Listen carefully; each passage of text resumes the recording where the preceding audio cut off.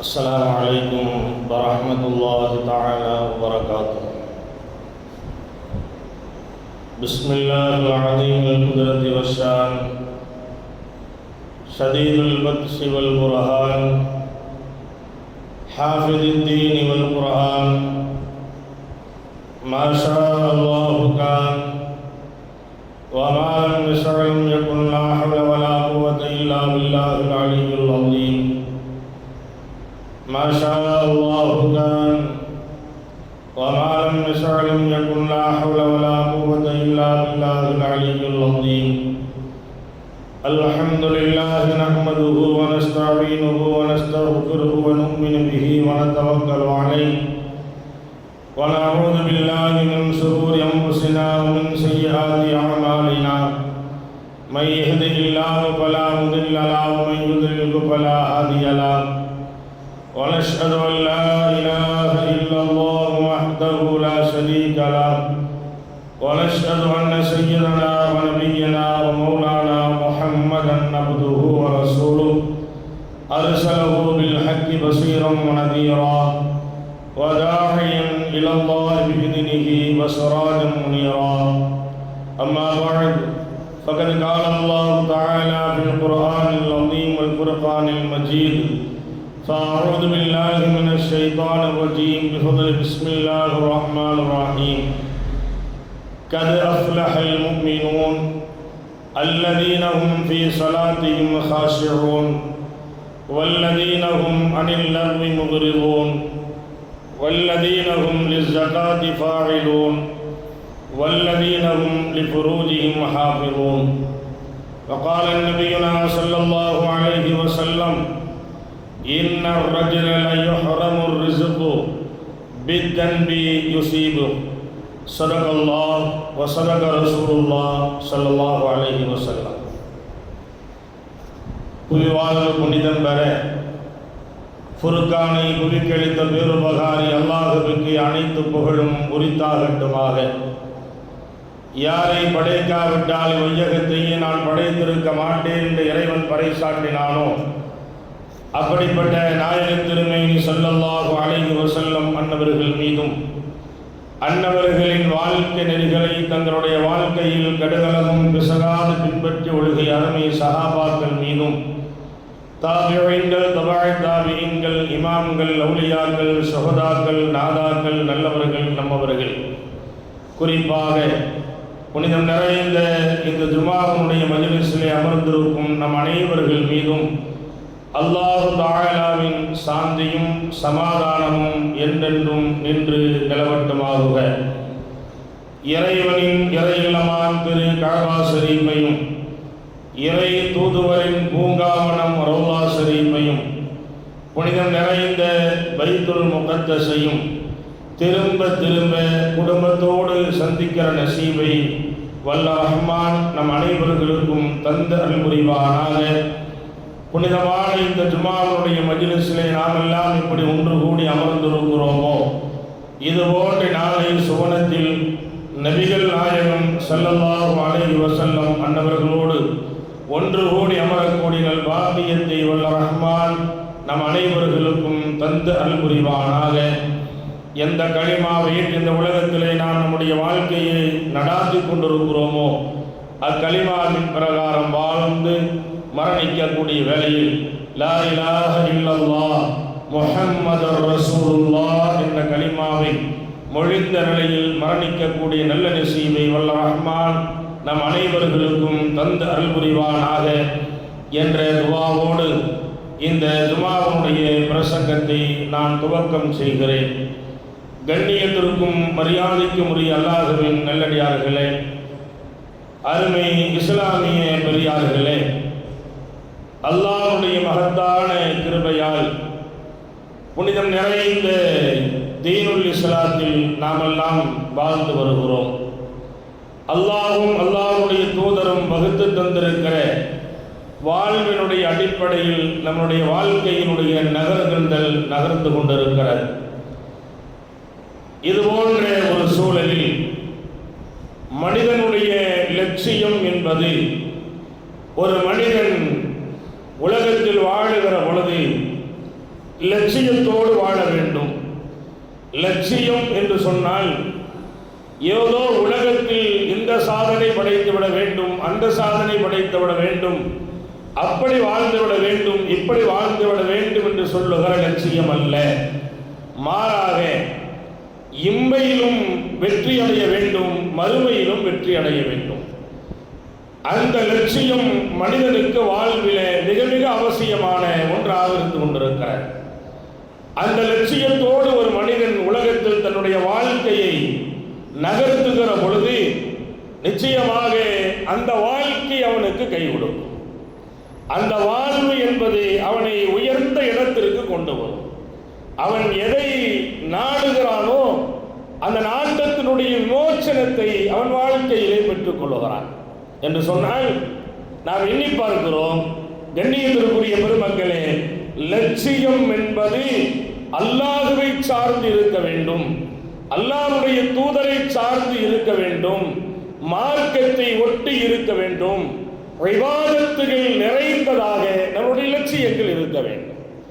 எப்படி உலகத்தில் வாழுகிற பொழுது சம்பாதிக்க வேண்டும் என்று சொல்லுகிற லட்சியம் தானாகவே உள்ளத்தில் வந்து விடுகிறதோ, நாம் சொந்தமாக ஒரு வீட்டை கட்டிக்கொள்ள வேண்டும் என்று சொல்லுகிற லட்சியம் தானாக வந்து விடுகிறதோ, அதே போன்று உலகத்தில் நம்மை பார்க்கிற பொழுது மக்களால் நாம் போற்றப்பட வேண்டும், மக்களால் நாம் பேசப்பட வேண்டும், மக்களால் நாம் புகழப்பட வேண்டும் என்பதற்காக வேண்டி பல்வேறு காரியங்கள் நாம் செய்கிறோமே, அதுபோன்ற லட்சியங்கள் எப்படி உள்ளத்தில் தானாக வந்து விடுகிறதோ அதே போன்றுதான் வாழ்க்கையில அல்லாஹ்வுக்கு உகந்த வாழ்க்கையை வாழ வேண்டும் என்று சொல்லுகிற லட்சியம், மார்க்கத்தை ஒட்டித்தான் நம்முடைய வாழ்க்கை இருக்க வேண்டும் என்று சொல்லுகிற லட்சியம், அந்த வட்டத்தில் இருந்து நாம் வெளியேறிவிடக் கூடாது என்று சொல்லுகிற லட்சியம், அல்லாஹ்வும் அல்லாஹ்வுடைய தூதரும் எதை சொல்லி இருக்கிறார்களோ, எதை செய்ய சொன்னார்களோ அதை செய்ய வேண்டும் என்று சொல்லுகிற மூர்க்கத்தனமான லட்சியம், அல்லாஹ்வும் அல்லாஹ்வுடைய தூதரும் எதை விட்டுவிட வேண்டும் என்று சொல்லி இருக்கிறார்களோ அதை விட்டுவிட்டு வாழுகிற மூர்க்கத்தனமான லட்சியம் மனிதனுடைய உள்ளத்தில தானாகவே வந்துவிட வேண்டும். அதுதான் யதார்த்த முஸ்லிம்களுடைய நிலை என்பதை நபிகள் நாயகம் ஸல்லல்லாஹு அலைஹி வஸல்லம் அவர்கள் நமக்கு சொல்லுவார்கள். கண்ணியத்திற்குரிய பெருமக்களே, பல்வேறு விஷயங்கள், சாதாரணமான விஷயங்கள், அதுபோன்ற விஷயங்களிலும் கூட நாம் நம்மை முறைப்படுத்திக் கொள்ளவில்லை என்று சொன்னால் வேறு எந்த விஷயத்திலும் நாம் நம்மை முறைப்படுத்திக் கொள்ள முடியாது. பெருமானார் ஸல்லல்லாஹு அலைஹி வஸல்லம் அவர்கள் சொல்லுவார்கள், அதாவது ஒரு மனிதன் வாழ்க்கையினுடைய லட்சியத்தை அடைய வேண்டும் என்று சொன்னால், அல்லாஹ்விற்கு உகந்ததாக அவருடைய வாழ்க்கையினுடைய தரம் உயர்த்தப்பட வேண்டும் என்று சொன்னால், அதிலே ஒரு மாறுதல் ஏற்பட வேண்டும் என்று சொன்னால் பல்வேறு உபதேசங்களை பெருமானார் ஸல்லல்லாஹு அலைஹி வஸல்லம் செய்வார்கள். அதிலே முதலாவதாக சொல்லுகிற உபதேசம், நமக்கு தரப்பட்டிருக்கிற ரிஸ்க், உணவு, அந்த ஆகுமான அந்த உணவை, ஹலாலான அந்த உணவை குறை சொல்லக்கூடாது, குறை சொல்லி வாழக்கூடாது. இது மனிதனுடைய வாழ்க்கையில் ஒரு சாதாரணமான ஒரு விஷயம். மனிதனுடைய வாழ்க்கையில இது ஒரு சாதாரணமான விஷயம். உணவு நமக்கு தரப்பட்டிருக்கிறது, அந்த உணவிலே ஏதாவது சில ஏற்றத்தாழ்வுகள் இருக்கத்தான் செய்யும். அப்ப அந்த உணவை என்ன செய்யக்கூடாது, குறை சொல்லிவிடக் கூடாது. காரணம் என்ன தெரியுமா? நபிகள் நாயகம் ஸல்லல்லாஹு அலைஹி வஸல்லம் சொல்லுவார்கள், உணவு உனக்கு கொண்டு வந்து வைக்கப்படுகிற பொழுது அதை நீ விரும்பி அல்லாஹ்வை புகழ்ந்த நிலையிலே அந்த உணவு உன்னுடைய வயிற்றுக்குள் செல்ல வேண்டும். அந்த நேரத்தில் ரப்பை நீ எண்ணி பார்க்க வேண்டும். எப்படி எண்ணி பார்க்கணும் தெரியுமா? நமக்கு உணவு தரப்பட்டிருக்கிறார், வயிறார உண்ணுவதற்கு அழகான உணவு நமக்கு கிடைக்கப்பட்டிருக்கிறார். இந்த உணவு இல்லாமல் எத்தனை பேர்கள் உலகத்திலே தத்தளித்துக் கொண்டிருக்கிறார்கள். மனிதனுடைய உள்ளத்தை தொட வேண்டும். அந்த உணவு கண்ணுக்கு முன்னால் வைக்கப்படுகிற பொழுது, நமக்கு முன்னால் வைக்கப்படுகிற பொழுது இது ஒரு சாதாரண விஷயம். இது ரொம்ப ஆழமாக நாம் சிந்திக்க வேண்டிய விஷயம் அல்ல, ஒரு சாதாரணமான ஒரு விஷயம் தான். ஸல்லல்லாஹு அலைஹி வஸல்லம் எப்படி சொல்றாங்க, அந்த உணவுடைய நேரத்திலும் கூட ரப்புடைய ஞாபகம் உனக்கு வர வேண்டும். எப்படி வரணும்? அல்லாஹ் உணவை தந்திருக்கிறான். இந்த உணவு இல்லாமல் எத்தனை பேர்கள் வாழ்ந்து கொண்டிருக்கிறார்கள். அந்த சிந்தனையில் நீ என்ன செய்ய, உன்னுடைய வாழ்க்கையை நீ தொடரு, நீ லட்சியத்தை எட்ட முடியும் என்று சொன்னார்கள் நபிகள் நாயகம் ஸல்லல்லாஹு அலைஹி வஸல்லம். கண்ணியத்திற்குரிய பெருமக்களே, இன்னைக்கு நாம் பார்க்கிறோம், இன்னைக்கு எத்தனையோ அதாவது தன்னார்வ இயக்கங்கள், உணவுகள் ஆங்காக ஏழைகள் குழுமி இருக்கிற இடங்களில் லட்சம் ரூபாய் செலவு செய்து உணவுகளை கொண்டு போய் கொடுக்கத்தான் செய்கிறார்கள். ஆனால் உணவை தேடி வரக்கூடியவர்களுடைய எண்ணிக்கை என்பது குறையவில்லை. அதான் உண்மை, அதான் உண்மை. எல்லா ஏழ்மையானவர்களும் வயிறார ஒவ்வொரு நேரம் உணவை சாப்பிட்டு விட்டு வருகிறார்கள். எத்தனையோ மக்கள் பசியோடு இருக்கிறார்கள். சிலர்கள் வெளியிலே சொல்ல முடியாமல் பசியை அடக்கி கொண்டு வாழ்ந்து கொண்டிருக்கிறார்கள். வெளியில சொல்ல முடியாமல் தன்னுடைய பசிகளை அடக்கிக் கொண்டு சாப்பிடுவதற்கு ஒன்றுமில்லை, இருப்பதை தின்று வாழ்ந்து கொண்டிருக்கிற கூட்டம் நம் சமூகத்தில் இருக்கத்தான் செய்கிறது. அதனாலதான் நீ உன் வாழ்க்கைகளை லட்சியம் அடைய வேண்டும் என்று சொன்னால் வந்திருக்கிற ஹலாலான அந்த உணவை நீ குறை சொல்லாது. இன்னைக்கு நம்ம ஆளுகிட்ட நிறைய பழக்கங்கள் இருக்கும். நம்ம ஆளுகிட்ட நிறைய பழக்கங்கள் இருக்கும். உதாரணமாக வெளியில் போய் எதை சாப்பிட்டாலும் குறை சொல்ல மாட்டோம். ஹோட்டலில் போய் உட்கார்ந்து சாப்பிட்டா குறை சொல்ல மாட்டோம். கல்யாண வீட்டில் போய் சாப்பிட்டா எதையாவது சொல்லணும்னு சொல்லிட்டு வருவோம். எதையாவது சொல்லணும்னு சொல்லிட்டு வருவோம். எல்லாமே நல்லா இருந்துச்சு, கொஞ்சம் உப்பு மட்டும் இல்லைன்ட்டு வந்துடுவோம். ஏன்னா சொன்னாதான் இவருக்கு அது ஜீரணமாகும். அது சொன்னாதான் இவருக்கு ஜீரணமாகும். எல்லாமே கரெக்டுங்க. ஆனால் கூட்டம் கொஞ்சம் அதிகமாகிடுச்சு, பின்னாடி நிற்க வேண்டியதாக போச்சு. ஆக மொத்தத்தில் ஏதாவது ஒன்று சொல்லணும். இப்போ ஏதாவது ஒரு குறையை சொல்லிவிட்டு புறப்படுவது. ஹோட்டலில் போய் சாப்பிட்டா அது ஹோட்டல் சாப்பாடுகள் எப்படி இருக்குன்னு நமக்கு தெரியும். வீட்டில் இருப்பதை போன்ற ஒரு சுத்தமான உணவுகளை மற்ற இடங்களில் நம்ம பார்க்க முடியாது. அந்த ஹோட்டலை நடத்தக்கூடிய முதலாளி தெளிவாக இருந்தாலும் கூட பணியாளர்களிடத்திலே அதை எதிர்பார்க்க முடியாது. அதனால யதார்த்த நிலை. ஆனால் அந்த சுக்கா ஒருவெல்லாம் வச்சுட்டு அடிப்பொழிய சமையல் சாப்பிட்டு வந்துடுவோம். ஆனால் நல்லா சுத்தமாக கழுகி நல்ல தண்ணியில் கழுகி நல்ல தண்ணியில் வச்சு வீட்டுக்காரமாக வச்சுருந்துன்னு வச்சுங்களேன், கொஞ்சம் குறையா இருந்ததுன்னா தட்டு பறக்க ஆரம்பிச்சு. இருக்கா இல்லையா? நிறைய வீடுகள் இருக்கத்தான் செய்கிறார். நிறைய வீடுகள் இருக்கத்தான் செய்கிறது. அப்படியே ஒரே தள்ளிட்டு வெளியில் வந்துடுவோம். ஒரே தள்ளிட்டு வந்துடுவோம். திருப்பி ஒரு நாளைக்கு நம்ம நீங்கள் சாப்பாடு வச்சு கொடுங்க, நான் சாப்பிட்றேன்னு அம்மா சொல்லிட்டு முடிச்சு, அவ்வளோதான். அப்புறம் கோலம் எப்படி இருக்கும் தெரியும். ஆக ஹஜ்ரத் பெருமானார் ஸல்லல்லாஹு அலைஹி வஸல்லம் அவர்கள் நீ உன்னுடைய லட்சியத்தை அடைய வேண்டும் என்று சொன்னால் ஹலாலான உணவை என்ன செய்யாத, நீ குறை சொல்லாத. ரசூலுல்லாஹ் சொல்றாங்க, நீ லட்சியத்தை அடைந்து கொள்ள முடியும். அந்த நேரத்தில் ரப்பை எண்ணிப்பார். அல்லாஹ் நமக்கு உணவை தந்திருக்கிறான். எத்தனையோ ஒரு பசியா இருக்கிறான். அல்லாஹ் நமக்கு தந்திருக்கானா இல்லையா? அதற்கு அல்லாஹ்வுக்கு அதிகம் நீ நன்றி செலுத்து. அப்போ உன்னுடைய லட்சியம் எதுவெல்லாம் இருக்கிறதோ அதை அல்லாஹ் இலகுவாக்கி தந்து விடுவான். இரண்டாவதாக நபிகள் நாயகம் ஸல்லல்லாஹு அலைஹி வஸல்லம் சொல்லுவார்கள், நீ அந்த உணவை உண்ணுவதற்கு முன்னால் நீ என்ன செய்யணும் தெரியுமா? உன்னுடைய கைகளை நீ சுத்தப்படுத்திக் கொள். கைகளை நீ கழுகி சுத்தத்தோடு அந்த உணவை உன்னுடைய வாயுக்குள் எடுத்து செல். ஸல்லல்லாஹு அலைஹி வஸல்லம் காட்டி தந்த வழிமுறை அது. அதுபோன்று என்ன செய்ய சாப்பிடுவதற்கு என்று சில முறையில் இருக்கிறது. இதுபோன்று சில அகலாக்குகள் ஒழுக்கங்கள் நம்முடைய வாழ்க்கையில் வருகிற பொழுது நாம் எல்லா விஷயங்களும் நாம் வெற்றி பெற்று விடலாம். கண்ணியத்திற்குரிய பெருமக்களே, சொன்னாங்க ரசூலுல்லாஹ், சாப்பிடும் பொழுது இந்த வரலில் என்ன செய்யணும்? சேர்த்து வச்சு சாப்பிடணும். இந்த இடங்கள்ல அதிகமாக என்ன செய்யக்கூடாது? ஆகக்கூடாது. விரல்கள் என்ன செய்யக்கூடாது? சாப்பிட்டெல்லாம் முடித்த பிறகு விரல்கள் சுத்தம் செய்யப்பட வேண்டும். அதாவது சாப்பிடுவதற்கு முன்னால் உன் கையை என்ன செய்து கழுவிக் கொள்ள வேண்டும். இதுவெல்லாம் நபி அவர்கள் காட்டி தந்த வழிமுறை.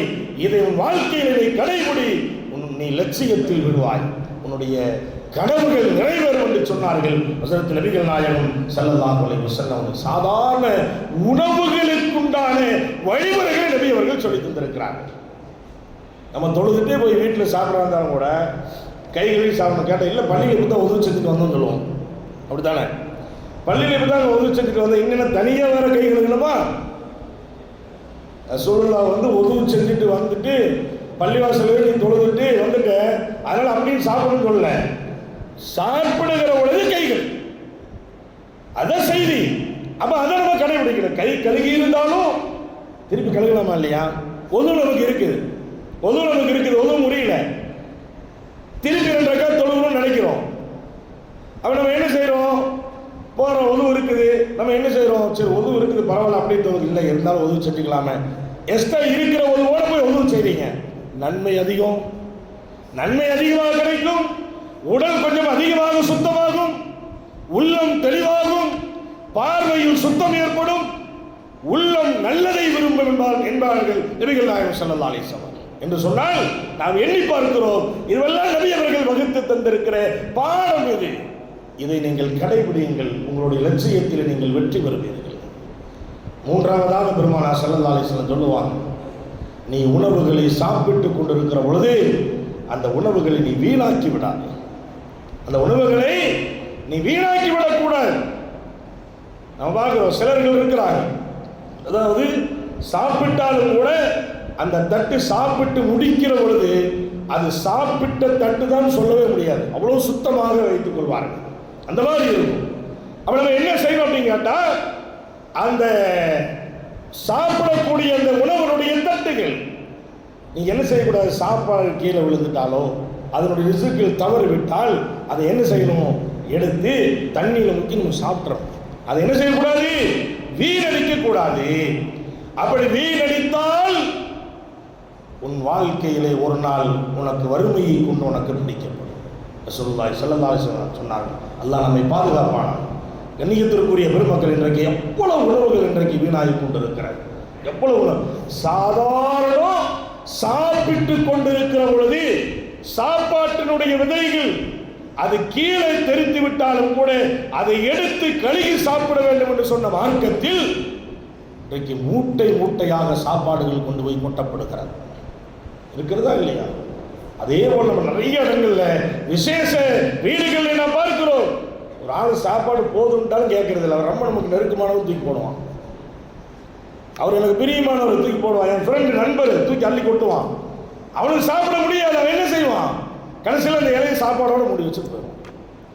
ஒன்றும் நீங்கள் எங்கேயும் போக வேண்டாம், ஜும்மா முடிச்சோன்னு இங்கே பின்னாடி போங்க, இந்த குப்பை கிணறு கிடைக்குதா இல்லையா, அங்கே போய் குப்பை விட அதிகமாக என்ன கிடக்குதுன்னு பாருங்க. நேற்று காலையில் நான் போகும்போது பார்க்குறேன், சுபஹானல்லாஹ், நல்லா பாதுகாக்க வேண்டும், அவ்வளவு சோறுகளை கொண்டு கொட்டி வச்சிருக்காங்க. அல்லாஹ் நம்மை பாதுகாக்க வேண்டும். பாசத்திற்குரிய பெருமக்களே, உணவுக்காக வேண்டி எத்தனை பேர்கள் ஏங்கி கிடக்கிறார்கள், பசியால் வயிறுகள் ஒட்டி போயிருக்கிறது. போய் பாருங்க, நம்ம இந்த பகுதியில் கரும்பு கடையில் ரோட்டோரத்தில் போய் பார்த்தாலும் கூட சாப்பாட்டுக்கு வழியெல்லாம் எத்தனை பேர் உட்கார்ந்து இருக்கிறாங்க. ஆக அந்த உணவுகள் கீழே விழுவதும் கூட அது சுத்தங்கையில் தன்னுடைய வாயுக்குள் திரும்ப போட்டுக் கொள்ள வேண்டும் சொன்னார்கள் ஸல்லல்லாஹு அலைஹி அவர்கள். இந்த அஹ்லாக், இந்த ஒழுக்கம் உன்னுடைய வாழ்க்கைக்கு வரும் என்று சொன்னால் நீ லட்சியத்தில் வெற்றி பெறுவாய் என்று சொன்னார்கள் பெருமானார் ஸல்லல்லாஹு அலைஹி வஸல்லம். கண்ணியத்திற்குரிய பெருமக்கள், இதுவெல்லாம் சொல்லக்கூடிய செய்திகள் எல்லாமே நம்முடைய வாழ்க்கையில சராசரி சாதாரணமாக நடந்து கொண்டிருக்கக்கூடிய நிகழ்வுகள். இந்த உணவனுடைய விஷயங்கள் எல்லாம் ரொம்ப ரொம்ப கவனிக்கப்பட வேண்டியது. நிறைய இன்றைக்கு வீணாகி கொண்டிருக்கிறது. அதாவது ஒரு தட்டிலேயே பல ஐட்டத்தை போடுறோம், எல்லாத்தையும் சாப்பிட முடியாது. ஒரு மனிதனுடைய அதாவது வயிறு என்பது ஒரு அளவு தான் அது பிடிக்கும், அதுக்கு மேல பிடிக்காது. எல்லைக்கு மீறி நாம் ஆடம்பரமாக இது போன்ற ஒரு நிலையிலே நாம் இறங்குவோம் என்று சொன்னால் ஒரு கட்டத்தில் வறுமையில் பிடிக்கப்படுவோம் என்பதை ஸல்லல்லாஹு அலைஹி வஸல்லம் நமக்கு எச்சரிக்கை செய்கிறார்கள். கண்ணியத்திற்குரிய பெருமக்களே, அடுத்து சொல்லுவாங்க ஸல்லல்லாஹு அலைஹி வஸல்லம் அவர்கள், சாப்பிடும் போது நீங்க மனதில் எண்ணிக்கொள்ளுங்கள். என்ன தெரியுமா? நான் சாப்பிடுறேன், இதன் மூலம் கிடைக்கிற என்னுடைய பலம், என்னுடைய சக்தி, அது அல்லாஹ்வுக்காக வேண்டி, மார்க்கத்திற்காக வேண்டி நான் பயன்படுத்த வேண்டும் என்று நீங்கள் எண்ணிக்கொள்ளுங்கள். அந்த எண்ணத்தினுடைய அடிப்படையில் நீங்கள் சாப்பிட்டால் ஈமானிய உறுதி அல்லாஹ் உங்களுக்கு தருவான் என்று பெருமானார் ஸல்லல்லாஹு அலைஹி வஸல்லம் சொன்னார். ஈமானிய உறுதி உங்களுக்கு ஏற்படும். நம்ம சாப்பிடுறோம், சாப்பிடுவதன் மூலமாக நமக்கு பலம் கிடைக்கிறது, சக்தி கிடைக்கிறது. அதனால் ஏதோ உலக ஆதாயத்துக்காக வேண்டி என்னுடைய சக்தியை நான் பயன்படுத்துகிறேன் என்று சொல்லுகிற எண்ணம் அல்ல. அல்லாஹ்விற்காக வேண்டி இந்த சக்தியை நான் பயன்படுத்துவேன், அல்லாஹ்வுடைய சிந்தனையோடு நான் என்ன செய்வேன், பயன்படுத்துவேன் அப்படிங்கிற எண்ணம் உங்களுக்கு என்ன செய்யணும், ஏற்படணும். அப்படி ஏற்பட்டால் நீங்கள் லட்சியத்தில் வெற்றி பெறுவீர்கள் என்று சொன்னார்கள் கண்மணி ரசூலுல்லாஹி ஸல்லல்லாஹு அலைஹி வஸல்லம் அவர்கள். ஐந்தாவதாக பெருமானார் ஸல்லல்லாஹு அலைஹி வஸல்லம் சொல்லுவாங்க, அதாவது கண்ணியத்திற்குரிய பெருமக்களே, செருப்பு போட்டு சாப்பிடுவது என்பது தவிர்க்கப்பட வேண்டிய ஒரு விஷயம். அல்லாஹ்வுடைய ரிஸ்கை நாம் உண்ணுகிறோம், உண்ணுகிற நேரத்தில் செருப்பணிந்த நிலையிலே உணவு உண்ணுவதை நாம் தவிர்க்க வேண்டும். ஆனால் இன்னைக்கு ஒரு காலம் இருந்தது, விருந்துக்கு அழைத்தால் விருந்துக்கு போவோம், வீட்டுக்கு வெளியிலே செருப்பை கழட்டி விட்டுருவோம், உள்ள போய் என்ன செய்வோம், உட்கார்ந்து ராகத்தை என்ன செய்வோம், சாப்பிட்டு மட்டும் வெளியில் வருவோம். இன்னைக்கு நாம் நடைபெறுகிற எல்லா விழாக்களிலும் எல்லா விருந்துகளிலும் ஒன்று மண்டபத்துக்குள்ள சாப்பிடுவோம். ஆனால் அப்படி சாப்பிடுவது கூட நாம் டேபிளுக்கு முன்னால் இருந்து விட்டால் செருப்பை கலட்டி வைத்து சாப்பிடலாம். அந்த மரபை நாம் கடைபிடிக்க வேண்டும். செருப்போடு சாப்பிடுவது என்பது அகம்பாவத்தினுடைய வெளிப்பாடு, அகம்பாவத்தினுடைய வெளிப்பாடு, மார்க்கத்தில் தடை விதிக்கப்பட்ட ஒரு செய்தி. அதே போன்று இன்றைக்கு விருந்துக்கள் எல்லாம் என்ன எப்படி ஆச்சு கேட்டால் நடமாடும் பல்கலைக்கழகம் மாதிரி ஆகிப்போச்சு. அப்படித்தானே? தட்டை தூக்கிட்டு அப்படியே லைனாக போயிட்டே இருக்கணும். தட்டை தூக்கிட்டு நீ வந்தா என்ன, போனா என்ன, சாப்பிட்டா என்ன, சாப்பிடாட்டி என்ன, அந்த மாதிரி ஆகிப்போச்சு. விருந்தெல்லாம் விருந்துக்கு அழைச்சோன்னா என்ன செய்யணும், வாங்க உட்காருங்க சாப்பிடுங்க அப்படின்னு சொல்லி நம்ம கையாலேயே விருந்தை பரிமாறி கொஞ்சம் சாப்பிடுங்களேன் அப்படின்னு சந்தோஷமாக சொல்லி அந்த சந்தோஷ பரிமாற்றங்கள்லாம் இன்னைக்கு என்ன செஞ்சிச்சு, போயிடுச்சு. இன்னைக்கு எல்லாம் நாகரிகம் வளர்ந்து விட்டது. வித்தியாசமான ஒரு காலத்தில் நாம் வாழ்ந்து கொண்டு இருக்கிறோம். அப்படியே தட்டை தூக்கிட்டு போகணும். அதை நினச்சி பாருங்களேன், தட்டை தூக்கிட்டு போனால் எப்படி இருக்கும், அது எங்கே அப்படி போவாங்க அப்படின்னு பாருங்களேன். அப்படியே போகணும். ஒவ்வொரு ஐட்டமும் ஒவ்வொருத்தருக்கு இருக்கும். நப்ஸும் கேட்காது. நம்ம நப்ஸ் இருக்குது சொல்லுவோமா இல்லையா, நாசமாக போன நப்ஸுன்னு சொல்லுவோமா இல்லையா. அங்கே கலர்கள் சிக்கனை மட்டும் ஒரு 7 வகையாக வச்சுருப்பான். அந்த கோழி படுற பால் இருக்குது இன்னைக்கு வித்தியாசமாக கலரில் வந்துட்டு இருக்குது. எல்லாத்தையும் தட்டு இவ்வளோ தான் இருக்கும். அதுக்குள்ளே 25 ஐட்டம், அதுக்குள்ளே 25 ஐட்டம் இருக்கும். லைனாக அப்படியே வாங்கிட்டு போகிறது. வந்து பார்த்தா உட்கார்றதுக்கு இடம் இருக்காது. அப்புறம் என்ன தான் செய்யணும், தட்டை இப்படி வச்சுட்டு நல்லா சூப்பர் காய்ச்சி இருக்குது, நல்லா இருக்குது, இப்படி வச்சு அப்படி ரோட்டில் நின்றுக்கிட்டே சாப்பிட்றது. செருப்பும் போட்டிருப்போம். மார்க்கெட்டில் நின்றுட்டு குடிக்கிறதுக்கே அனுமதி இல்லை. அப்படி தானே? நின்றுட்டு குடிக்கிறதுக்கே அனுமதி இல்லை. இப்போ சாப்பாடே எப்படி ஆயிடுச்சு. அது கொஞ்ச நாள் அஜித்துமார்கள பயானை சொல்லி சொல்லி சொல்லி ஏன்னா இந்த மாதிரி பண்ணுறீங்களே, அட்டகாசம் பண்ணுறீங்களே, மார்க்கத்தை வித்துட்டு இருக்கிறீங்களே அப்படின்னு சும்மா எல்லா இமாம்கள் அங்கங்கே பேசுறதுனால இப்போ என்ன ஆயிடுச்சுன்னு கேட்டால் வாங்கிறது நிற்கலை. அப்படியே வாங்கிட்டு எங்கேயாவது ஒரு இடத்துல உட்காந்துட வேண்டியது. வாங்கிட்டு எங்கேயாவது ஒரு இடத்துல உட்கார்றதுக்கு சேர் போட்டுறாது. சேர் கிடைச்சா உட்காரலாம், இல்லைன்னா இல்லை. அப்போவும் சேரில் உட்காந்து கையில் வச்சுட்டு தான் உட்காந்துருக்கணும். அந்த மாதிரி வந்துருச்சு. தட்டு நிறைய வெயிட்டாக இருக்கும். அதுக்கிடையே யாராவது சாப்பிட்டு இருக்கும் போது நம்ம ஆளுக்கு சலான் சொல்கிற கொஞ்சம் வேகம் வரும். அப்போ தான் அஸ்ஸலாமு அலைக்கும் அப்படின்ட்டுருவான். வாழைக்கு முஸ்லாம் சொல்லும்போது தட்டு கீழே விழுந்துடும். இந்த மாதிரி எல்லா அலங்கோலமும் நடந்து கொண்டு இருக்கு இன்னைக்கு. அதாவது நாகரீகம் என்ற பெயரில் சுபஹானல்லாஹ் அலங்கோலங்களுக்கு அளவே கிடையாது. சரி, அப்படியாவது சாப்பாடு கொடுக்குறது கரெக்டு. எத்தனை ஏழைகள் அந்த சாப்பாடை சாப்பிட்றாங்க. ஏழைகள் புறக்கணிக்கப்படுகிறாங்க. ஏழைகளை கூப்பிட மாட்டோம். அதே நேரத்தில் அந்த உணவுகள் எல்லா விருந்துக்கள் எல்லாம் முடிந்த பிறகு அந்த உணவுகள் எல்லாம் மிச்சமாகி அதை கொண்டு என்ன செய்யறது, மொத்தமாக தேக்ஸாவோட கொண்டை கமுத்துறது. சுபஹானல்லாஹ், அல்லாஹ் பாதுகாப்பானாக. பாசத்திற்குரிய பெருமக்களே, அதனால தான் நபிகள் நாயகம் ஸல்லல்லாஹு அலைஹி வஸல்லம் அவர்கள் எச்சரிக்கை செய்கிறார்கள். உணவுடைய விஷயத்திலே நீங்கள் கவனத்தை கையாளுங்கள். ஒரு கட்டத்தில் அது என்னது, எதை ஏற்படுத்தும் என்று சொன்னால், உணவுகளை வீண்வரையும் செய்து ஒன்றுமில்லாமல் தானும் சாப்பிடாமல் பிறர்களுக்கும் கொடுக்காமல் அது வீண்வரையும் செய்யப்படும் என்று சொன்னால் மரணிக்கக்கூடிய அந்த வேளையிலே, சக்கராத்தினுடைய வேளையிலே வாயுக்குள் ஊத்துகிற அந்த தண்ணீர் அது வெளியிலே இருந்து விடும், உள்ள போகாது. அல்லாஹ் நம்மை பாதுகாப்பானாக. உணவுகளை நாம் வீண்வரையும் செய்து விடக்கூடாது. லட்சம் ரூபாய் செலவு செய்து ஏழைகளுக்கு ஏதாவது கொடுங்கள் என்று சொன்னால் இல்லை என்று சொல்லிவிட்டு எல்லா ஊறுப்பட்ட உணவுகளை சமைத்து போட்டு அதுவெல்லாம் வீண்வரையும் செய்யப்பட்டு குப்பைகளுக்கு கொண்டு போய் கொட்டிக் கொண்டிருக்கிறோமே, அல்லாஹ்வுடைய அச்சம் நமக்கு தேவைப்படுகிறது.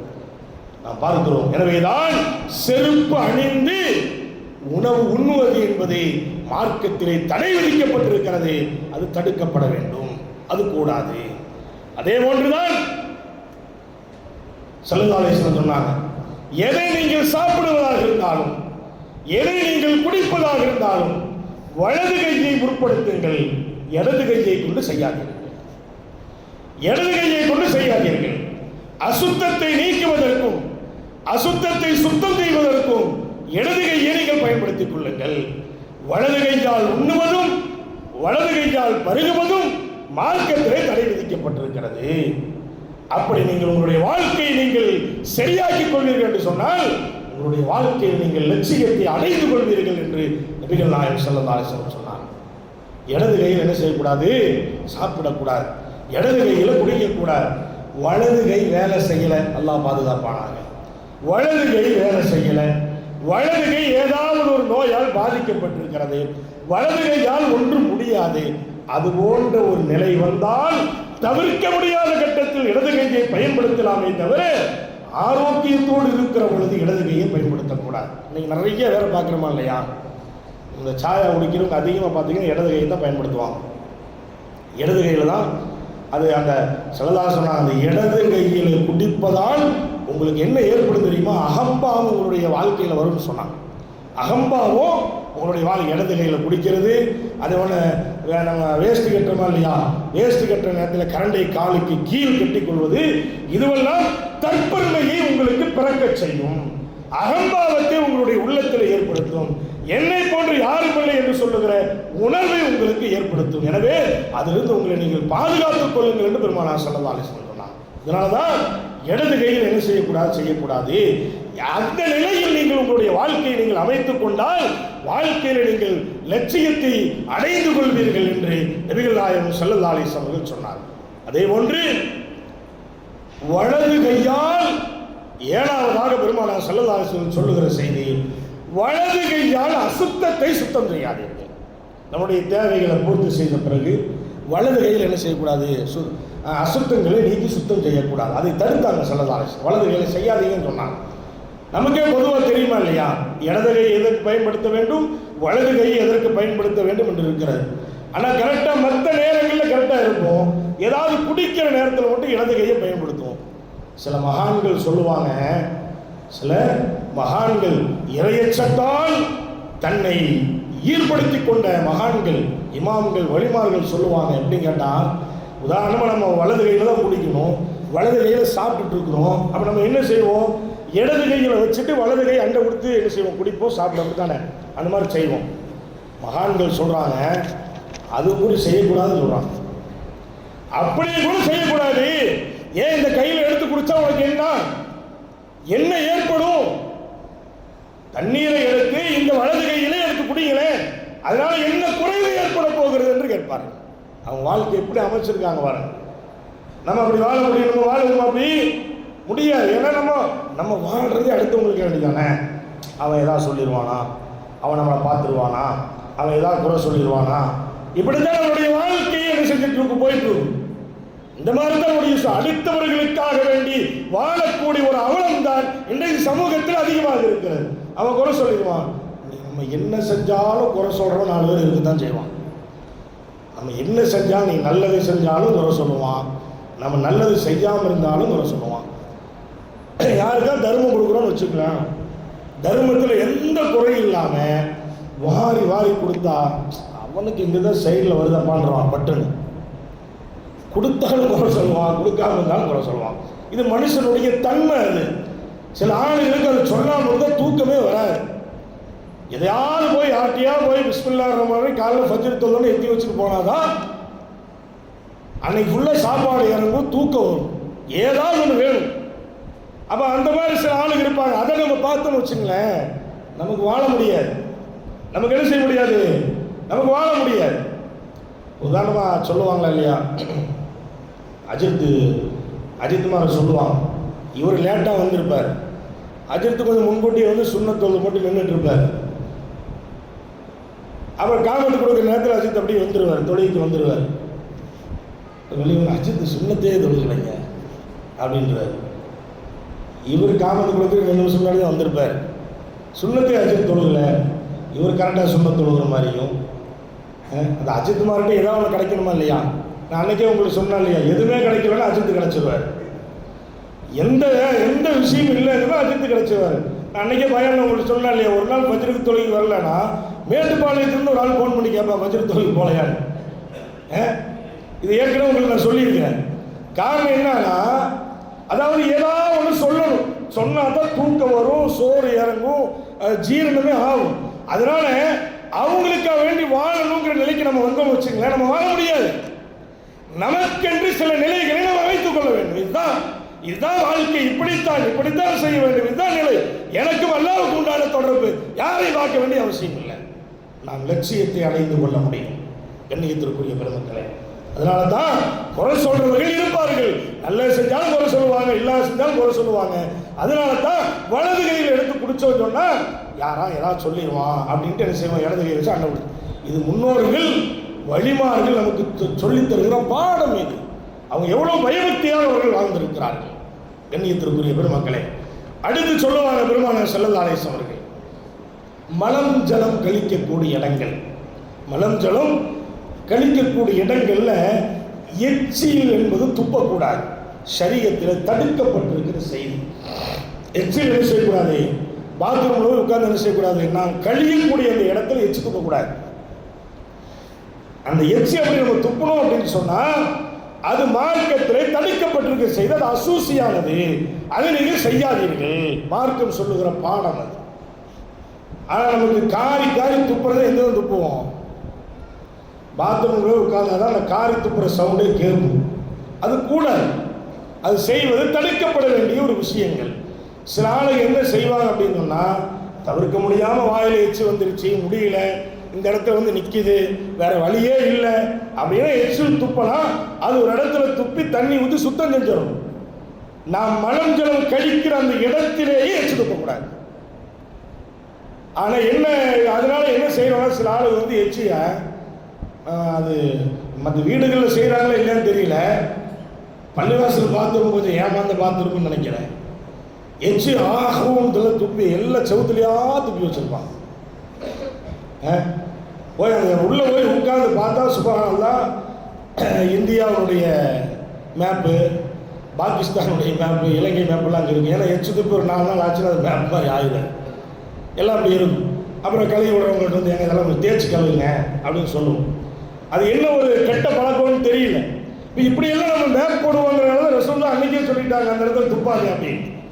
அது துப்புவது என்பது அசிங்கமான செயல், அது செய்யக்கூடாது. அதனால் இடையூறுகள் ஏற்படும், நோய் நொடிகள் ஏற்படும். இன்னைக்கு மருத்துவ உலகம் சொல்லுகிறது, அன்னைக்கு ரசூலுல்லாஹ் சொன்னாங்க, இன்னைக்கு மருத்துவர்கள் சொல்றாங்க, என்ன சொல்றாங்க? கழிப்பிடங்களில் எச்சு துப்பாதீங்கன்னு சொல்றாங்க. கழிப்பிடங்களில் எச்சு துப்பாதீங்க.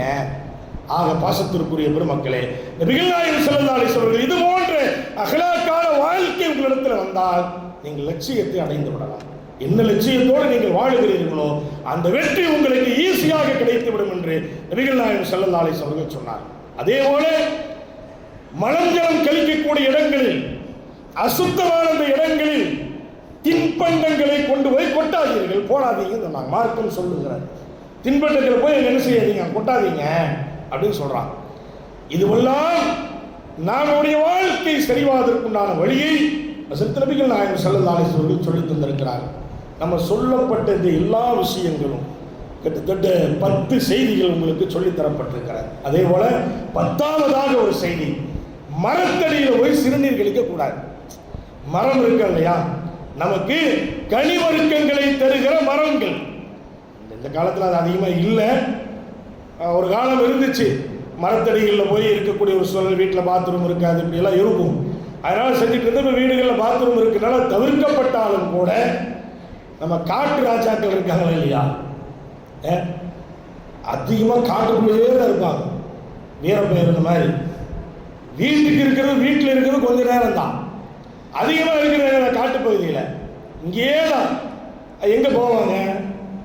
இங்கே இருக்கிறவங்களுக்கு வந்தால் எங்கே போகணும்? ஒன்று நேரம் ஓரளவுக்கு தொழுகையுள்ள இளைஞர்கள் நம்ம பார்க்குறோம். தொழுகையோடு ஒட்டி பள்ளியோட இணைப்புள்ள இளைஞர்கள் என்ன செய்கிறாங்க? பள்ளிவாசலுக்கு வர்றாங்க, வந்து தன்னுடைய தேவைகளை பூர்த்தி செய்து போகிறாங்க. பாக்கியெல்லாம் எங்கே போகிறாங்க? அங்கே இருக்கிற மரத்தடிகள் இதுபோல, அதாவது நிழல் தரக்கூடிய பகுதி, இங்கே தான் போகிறாங்க. இத்தனைக்கு யார் போகிறா? முஸ்லீம், நம்மள இஸ்லாமிய மக்கள் தான் போகிறாங்க. ஸல்லல்லாஹு அலைஹி வஸல்லம் அதை தடுத்தார்கள். மனிதர்களுக்கு நிழல் தரக்கூடிய பகுதி, தண்ணீர் தேங்கி நிற்கக்கூடிய பகுதி, மனிதர்களுக்கு கனிவர்க்கங்களை தரக்கூடிய மரங்கள், இந்த மாதிரி இருக்கிற இடங்கள் என்ன செய்யக்கூடாது? சிறுநீர் கழிக்கக்கூடாது அப்படின்னு சொன்னான்.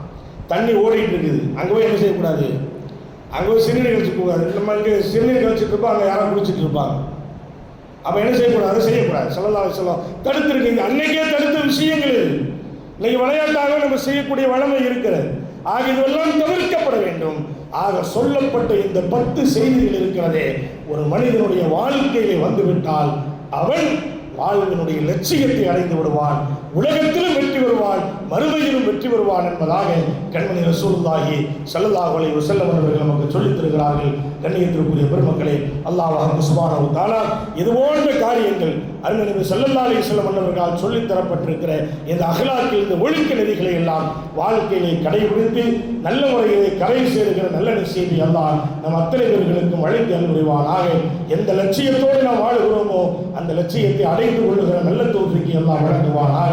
இது போன்ற காரியங்கள் மூலம் இம்மையிலும் மறுமையிலும் வெற்றியாளர்களாக ஆகி வெற்றியாளருடைய கூட்டத்தில் அல்லாஹ் நம் அத்தனை பேர்களையும் சேர்த்து அனுபவிவானாக. வஆஹிரு தஅவானா அனில் ஹம்துலில்லாஹி ரப்பில் ஆலமீன். அஸ்ஸலாமு அலைக்கும் வரஹ்மத்துல்லாஹி வபரகாத்துஹு.